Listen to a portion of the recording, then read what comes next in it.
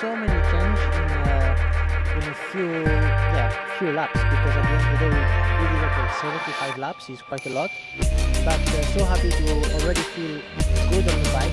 Just need to improve a lot of things, because it's difficult to make a new bike really good in one race. So happy about the job we did, and we hope to make another step tomorrow. So Wilco, we're halfway through the 3 days. He's gonna upgrade, so we send him out with a new set of tires and power and whatever, but we send him out with old tires. So but overall, he's happy in the position. See a little bit on the circumstances, to get used to the right circumstances, because he doesn't know quite well enough to do that. So wait with that. Said yesterday he's not spoken with any of the factory guys who wanted to make his own assessment of it. So where does he feel that the biggest benefit or the biggest step forward is with the 2020 bike? Yeah, it's difficult to say. The whole package improves. Franco obviously on a 2020 bike as well, the A-Spec one. Can you explain the differences between Fabio's bike and Franco's? Yeah, as you said, Franco has a 2020 A-Spec bike, but it's really close to the factory spec. But engine-wise is the biggest difference in between.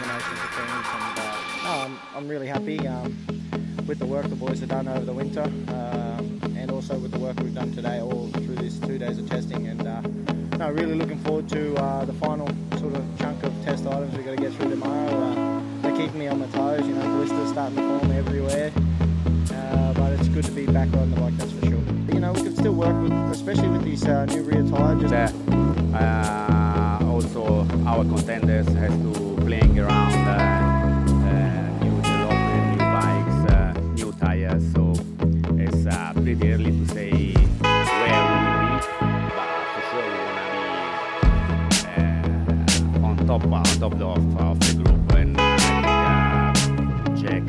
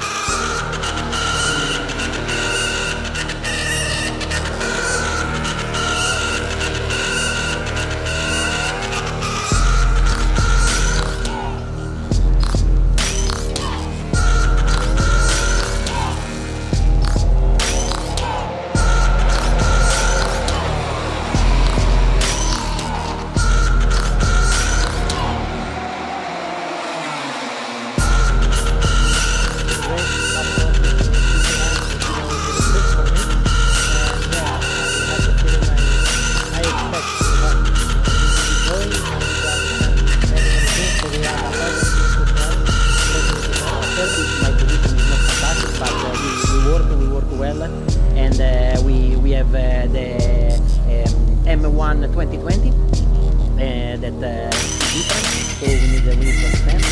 First touch is positive, but we have to work because it's something better. And RS. And here basically we brought 6 bikes to 2019 as a reference bike and to 2020. We started with both riders with 19 and we did they did some runs just to get back speed. And then they moved on the 20, they did some back-to-back because anyway, as usual, when you try something new, has a good point and a bad point. So now we are really focused to improve a couple of areas that are not as good as they should be. Finishing in A15